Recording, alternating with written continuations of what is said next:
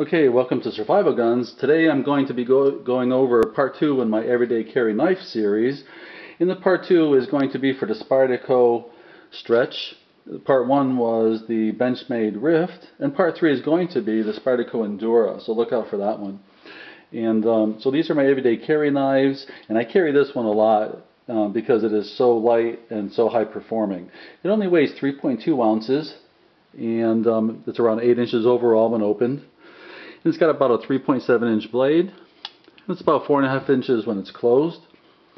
It's got an ambidextrous large hole here, so right-handed, left-handed, piece of cake. And since the belt clip is reversible, you can use it in a right-hand or left-hand pocket. And it also can be moved to this end. There's the holes for it, for tip-up or tip-down carry.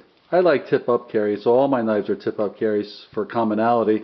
So when you put your hand in your pocket like this, your finger's right there, you pull it out and it easily opens just like that.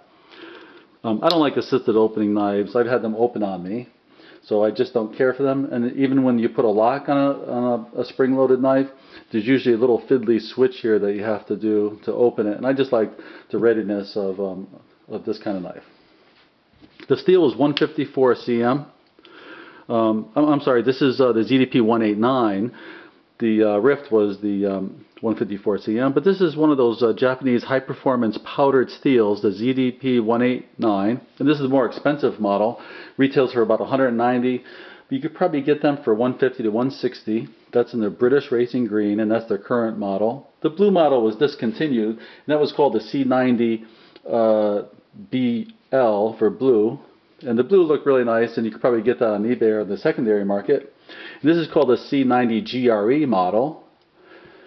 And it also comes in VG10, and that's less expensive, around 140 retail. You could probably get it for 100, 110. I've seen it on Amazon, I think, for 100 for the VG10 steel. But it doesn't have the performance, edge-holding capabilities, and the 3% carbon that this steel has. So on the knife, it's marked Spyderco ZDP 189. Siki City, Japan. Here's a symbol here. This happens to be one of the Spyderco club knives, and they put serial numbers on here, and this one says 072V, so that's where you'll see that. The blade is very thin, as you can see, the 3.67 blade. It's 1/8 of an inch thick, and there's chimping on the back, so when you grab it, your hand doesn't move. It's got a nice guard here as well for piercing or stabbing. The fiberglass reinforced nylon, or FRN scales, have what they call bidirectional texturing. So this way, if it's coming or going, your hand is going to grip it really well. It's got a stainless steel liner inside that has some skeletonized to reduce the weight. And the belt clip is held on, as is the knife held together, with Torx stainless steel screws. So those could be taken off and the knife could be cleaned internally.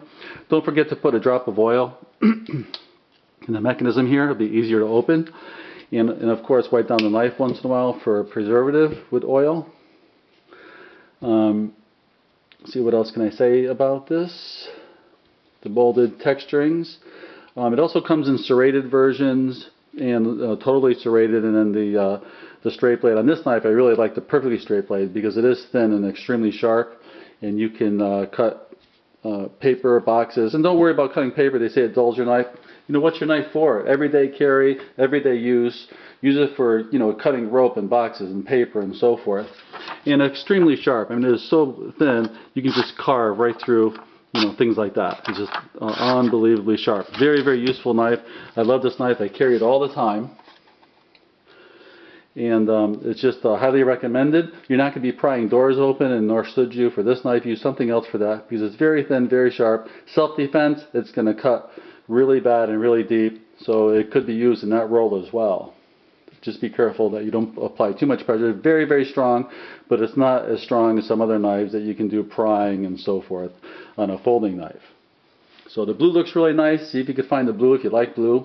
Otherwise, this is 3.2 ounces. You won't even feel it in your pocket. Much lighter than the Benchmade Rift that I carry, which is extremely strong, but it is much heavier. And stay tuned for part 3, which I'm going to go over my Spyderco Endura and talk about those features. All right, thanks for watching.